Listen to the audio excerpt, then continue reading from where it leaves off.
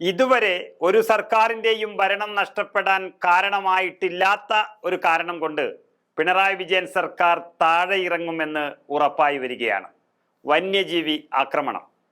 വനസമ്പത്ത് കൊള്ളയടിക്കുന്നതും വന്യജീവികൾ നാട്ടിൽ ആക്രമണം നടത്തുന്നതുമായ ഒരു സാഹചര്യം ഇത്രയധികം സംസ്ഥാനത്ത് ഇതുവരെ കണ്ടിട്ടില്ല. കണക്കുകൾ പുറത്തു വന്നതോടെ കേരളം തീരുമാനിച്ചിരിക്കുന്നു ഈ സർക്കാർ ഇവിടെ വേണ്ട എന്നുള്ള കാര്യം. അതായത് 2020 മുതൽ 24 വരെയുള്ള കാലയളവിൽ മാത്രം വന്യജീവികളുടെ ആക്രമണത്തിൽ കേരള സംസ്ഥാനത്ത് 460 പേർ കൊല്ലപ്പെട്ടതായി കേന്ദ്ര സർക്കാർ കണക്ക് പുറത്തുവിട്ടിരിക്കുന്നു.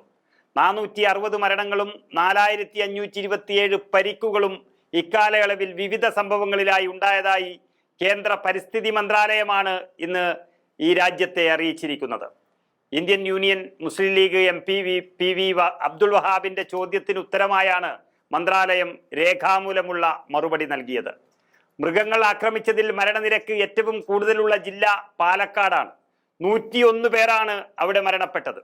തൃശ്ശൂരിൽ 56, മലപ്പുറത്ത് 45, വയനാട്ടിൽ 26 എന്നിങ്ങനെയാണ് ഇതിന്റെ പിന്നിലുള്ള കണക്കുകൾ.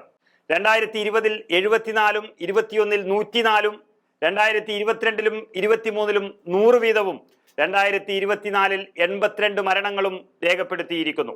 2024 വന്യമൃഗങ്ങൾ ആക്രമിച്ചതിൽ 926 പേർക്കാണ് ഗുരുതരമായി പരിക്കേറ്റത്. വന്യമൃഗങ്ങൾ കേരളത്തിലെ ഗ്രാമപ്രദേശങ്ങളിൽ ഇറങ്ങി മനുഷ്യരെ ആക്രമിക്കുന്നത് കാരണം വയനാട്, ഇടുക്കി, പാലക്കാട്, തൃശൂർ അടക്കമുള്ള ജില്ലകളിൽ ജനജീവിതം പൂർണ്ണമായും ദുസ്സഹമായിരിക്കുന്നു എന്നാണ് ഈ റിപ്പോർട്ടിൽ പറയുന്നത്.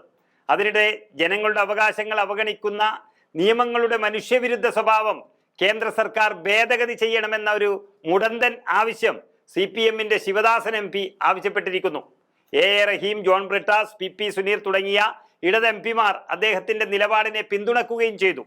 കോൺഗ്രസിന്റെ MP ജബി മേത്തറും കടുവാക്രമണത്തെക്കുറിച്ച് ചോദ്യം ഉന്നയിച്ചിരുന്നു.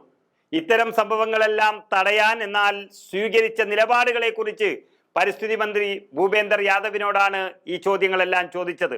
എന്നാൽ മനുഷ്യരെ ആക്രമിച്ച മൃഗങ്ങളെ കൈകാര്യം ചെയ്യാൻ കേന്ദ്രത്തിന്റെ അടുത്ത് വരണ്ടെന്നും സംസ്ഥാന സർക്കാരിന് വന്യജീവി സംരക്ഷണ നിയമപ്രകാരം അതിനുള്ള അധികാരമെല്ലാം ഉണ്ട് എന്നും കേന്ദ്രമന്ത്രി മറുപടി നൽകിയതോടെ കൂടുതൽ പ്രതിസന്ധിയിലായത് കേരള സർക്കാരാണ്. കൂടുതലൊന്നും പറയാനില്ല. നമുക്കറിയാം, ഈ പടയപ്പ എന്നു പേരുള്ള ഒരു ആന ജനങ്ങളെ ആക്രമിച്ചുകൊണ്ട് ഇടുക്കി ജില്ലയിലെ പല ഭാഗങ്ങളിലും റോഡുകളിലുമൊക്കെ കാണുന്നത് വർഷങ്ങളായി. ഇതുവരെ അതിലൊരു നടപടി കൈക്കൊള്ളാൻ സർക്കാരിന് കഴിഞ്ഞിട്ടില്ല. ഇന്നലെ വരെ ആക്രമണം തുടർന്നുകൊണ്ടേയിരിക്കുന്നു. വനം മന്ത്രി എന്ന പേരിൽ ഒരു ശശീന്ദ്രനുണ്ട് കേരളത്തിൽ.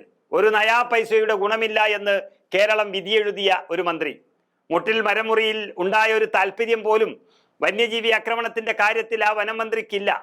ഇങ്ങനെ ഒരു കഴിവുകെട്ട സർക്കാർ വന്യജീവി ആക്രമണം തടയുന്നതിൽ പരാജയപ്പെട്ടത് അവരുടെ പുറത്തേക്കുള്ള പോക്കിന് തന്നെ കാരണമായി വരികയാണ്.